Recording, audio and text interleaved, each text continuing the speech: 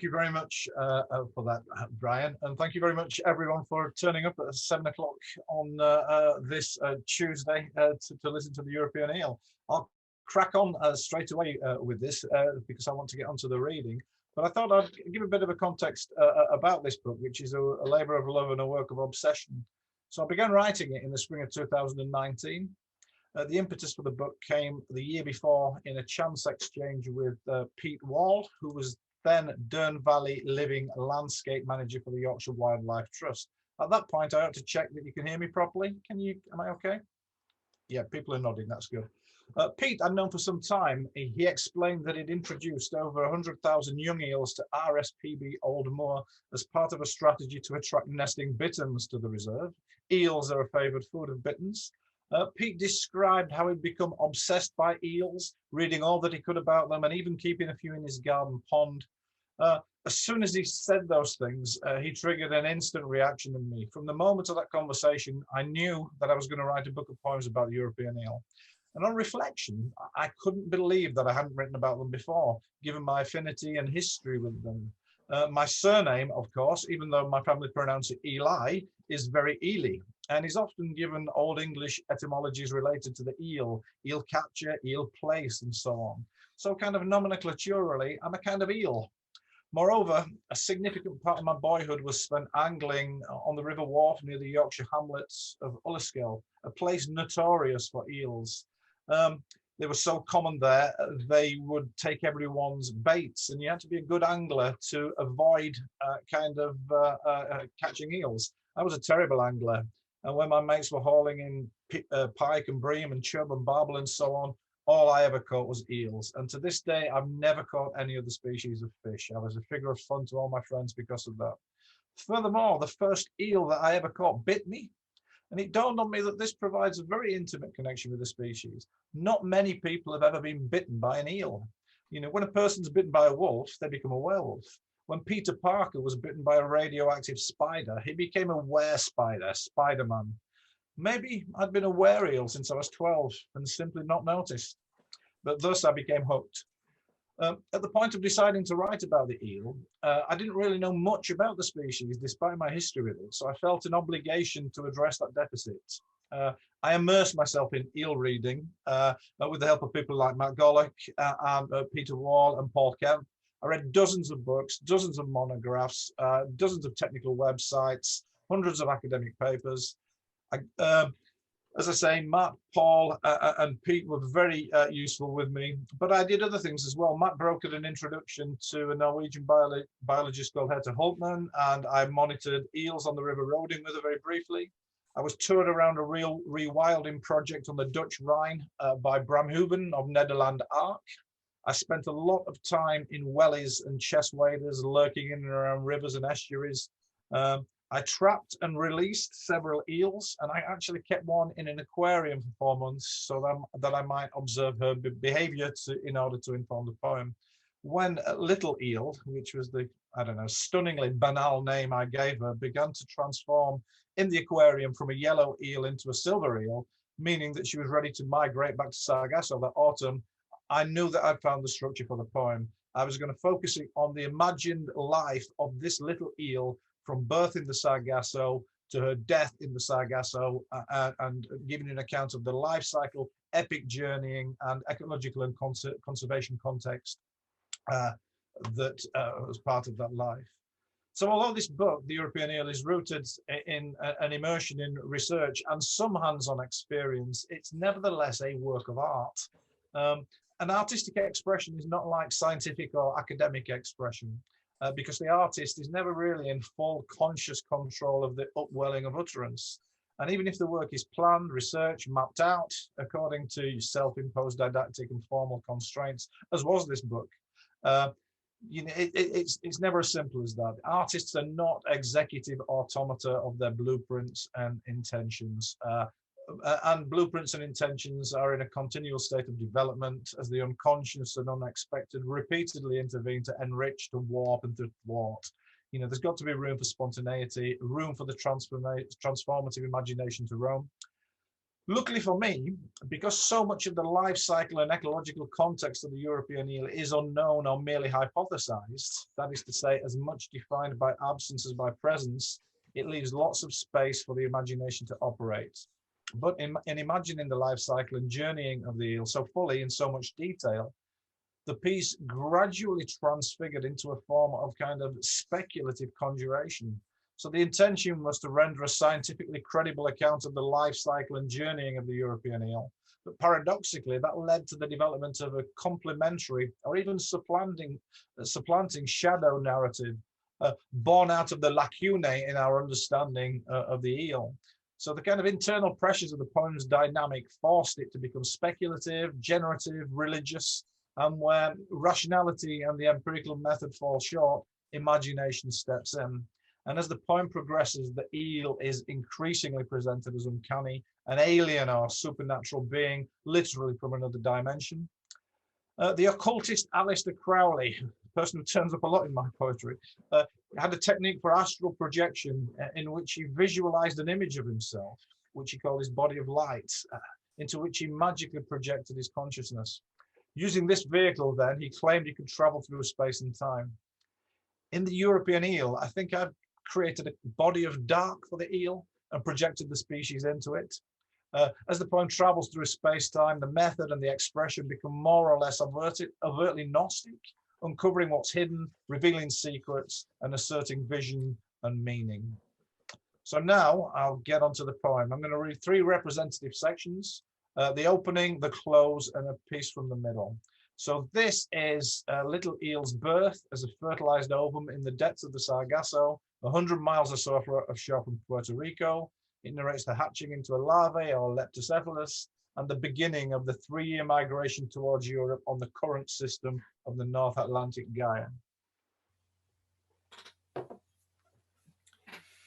In the subtropical convergence zone of the southern Sargasso, over the edge of the Nares Abyssal, southeast of the Bermuda Ridge, snow is rising in the water column from 1,500 feet. Somewhere in Tethys' salty darkness, in spurts of melt and billowing roe, eels are birthing their posterity, a spore storm of eggs in uncountable centillions, each buoyed on its micron of oil. The embryos float in the Miocene water like dust motes caught in a shaft of light, and ascending through the photocline, join the thermonuclear microplankton of the drifting epipelagic. In the 18-degree water, hatching, it is hypothesized, takes place after 2 days of embryonic growth, after which emerges the pinhead imago, veined, elongate, a leaf of transparent white willow.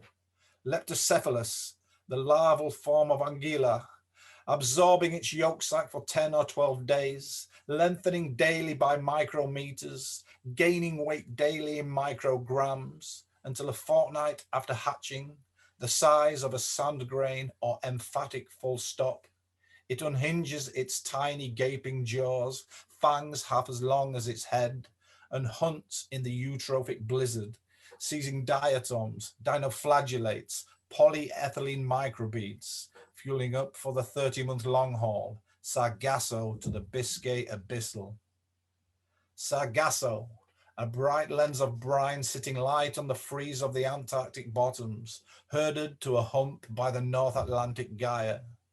The desert sea, life confined to its turbulent edges, the highways of the eel, and the surface rafts of drifting sargassum from which it takes its name.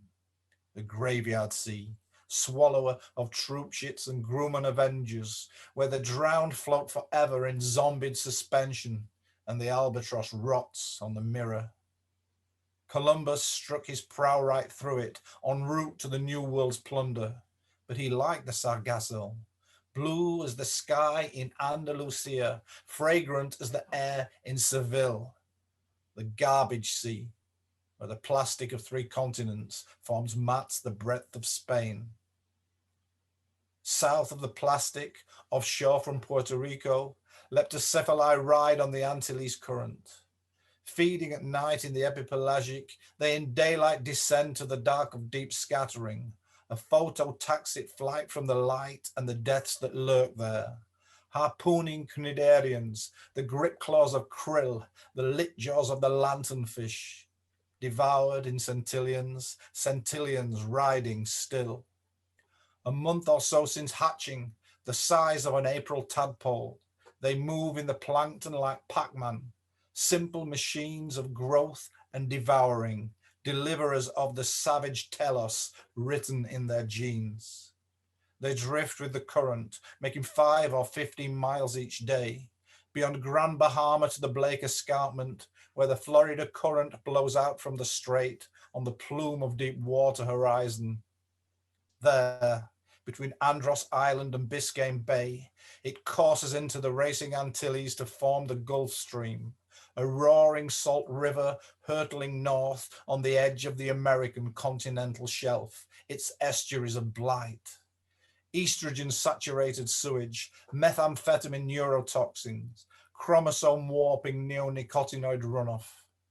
The leptocephali soak it up and tumble to Hatteras with the flotsam of the current. Single-use Canaveral space junk, the strip mall's car-tossed fast food trash, and radioactive manatees. The second reading leaps forward in time. Little eel and her fellow travelers have crossed the Atlantic and transformed into tiny eels known as elvers. By chance, they have entered the Humber River system, traveled along the rivers Ouse and Don, and are traveling along a small South Yorkshire stream, the Ear Beck. Now grown to 8 to 10 inches long, the little eels, known colloquially as bootlaces, are looking for a stretch of stream in which they can take up residence and get on with the job of the next 10 or 20 years, simply feeding and growing. Now 15 miles upstream from Don, only a handful of eels remain of the hundreds that pass the Thorpin Bond Control Gate. Nowhere to go now. In 3 or 4 miles, the map's fine blue line will fritter in a maze of spring-fed trickles in the fields between Hemsworth and Kirby. But a quarter mile beyond the sewerage, in the flood-flattened rake below Lovett's garage, new water joins the flow. Frickley Beck, the barely a mile-long terminal flow of a tangle of tiny dikes and streams that rise from the clays between Watchcliffe and Ringston Hill. A dozen or so divert and enter its current. They wriggle along the flat scraped silt in the sheer-side drain of the Embank Channel and pass under the road to the ragwort horsefield in the shadow of Frickley Tips. Stridable stream, meandering under the bankside hawthorns in a foot or two of depth. Once a home for water rats and nesting bankside moorhens. That was before the mink. But even in this desultory trickle, with its workaday load of pesticides and occasional blights of cowshed slurry, the water world's intact. You can still tickle trout, and riverfish flee before your footsteps. Dace and gudgeon, bullhead and barbel, the odd patrolling pipe. And eels, of course, buried under banks, in the clefts of root balls, wherever the beck finds a yard or so of depth. At the tunnel lip under the H&B spur, only 3 from Sargasso remain to complete their ascent. The downstream dredging killed hundreds of eels, and some of the new ones took their vacant places. Herons prowl this easy water, and mink work the pool at the step of the tunnel, where the travelling eels are forced to attempt a grass snake's slithering ascent. Only one makes it through and into Frickley Park. Here the beck widens and deepens for a stretch as the flow backs up from the arch of the tunnel. The stream cuts across the pylon field between banks of nettles and the bollarded stumps of hawthorns. The surviving eel swims forward, winding between the banks, seeking a plot in which she can anchor for the next 15 or 20 years. She sniffs the waters with her periscope nostrils, wriggles into root knots and under debris dams. This stream has good feeding, bloodworm, caddis and fry. But already there are eels here, with gapes wide enough to swallow her skinny 9 inches whole. They loom from darkness, lunging and biting, taking chunks from her caudal and ventral fins, chasing her on upstream. Where the beck is straightened along Frickley Lane, she crawls along the ballasted shallows under a wall of gabion limestone. Here the waters flow fast and broken as the tumbling spate of Hollywell Beck roars into the flow from a concrete pipe and roils in its rumbling plunge pool. The stones of the bridge the pipe replaced, along with the swallow's nest crusted to the ashlar, were abandoned in the flow to cause this forming turbulence. The eel flashes under the feral white water and slides into the flat-bottomed deep-cut race that glints through the lattice of slashback quick a fathom below the lane. Hard by, the stream begins to widen and find a little depth. Another pipe, another plunge pool. At the gateless gap facing Hoot and Thorn Covert on the point of the nameless Foxhead Wood. Waist deep and wide enough for a man to float on his back like Jesus. The covert side grassy, unhedged. The lane side a splinter of slashback hawthorn, a sycamore's overhang gloom. She reaches the pipe lip, only inches above her surface breaking head, submerges and circles the pool. Beneath the pipe drop's trickle of fall, a dark eel rises, lunging from the rubble towards her. She flicks off in a plume of silt and continues to circle the sycamore shadow, snaking the caves of the submarine root ball. Rat smells, trout smells, effluent from the landrace piggery, stinks of dead pigeon, pheasant and crow. Bloodworm, caddis and fry. Eel smell, but no incumbent eel. So under the bank of Frickley Beck, by the gateless gap at Hoot and Thorn Covert, on the point of the nameless Foxhead Wood, she reaches the end of her 40-month journey. She knots her tail in a crevice of the root ball and pokes out her gape in a predatory billow of breathing. Now she waits and rests. So the final reading is the closing section of the book. Little Eel, having spent 15 years in Frickley Beck as a yellow eel, has silvered and made her 8-month migration back to Sargasso. A male eel has found her and they travel together, beginning the culmination of their lives, courtship, breeding, and death. She's traveling west by north with the current, a curve offshore from windward. Swollen like a pomegranate, her roseate column thick with eggs, each microscopic seed of blood lit in its aril of vitaline gold. She winds in the flow like a length of fraying halyard, the edge of coming apart. He's swimming 100 yards behind her, locked onto her estrogen contrail. They drift for days on the whelming current, moving deeper into the fabled sea. 19 degrees north, 61 west, approaching the rise of the Puerto Rico Trench, 100 miles north of Barbuda. Blue blackness above, black blackness below. Waning crescent, 24% visible, faint glow of deep scatterings, bioluminescence. Diesel growl of longliners, trolling snoods for trapper, strolling snoods for snapper. Humpback and pilot whales, wahoo and marlin, picking off the bounty. A continent of eels coming into fruition as far as fancy's lightless eye can see. Little males, 14-inch veterans of the hemispheric journey, hanging limp in the drift like branches of flaccid sargassum, completing their nuptial transformations. Others, already come into their ripeness, are riding the pheromone bow waves of females, girthy as pythons, 4 or 5 feet long. Soft explosions of pluming milt flare from mesopelagic darkness as all around them eels entwine and jettison their loads. The water stinks of sex and death, progesterone, testosterone, ichthyotoxic blood. She shivers in the warm aphrodisiac current, every nerve entingling, each tender tip engorged.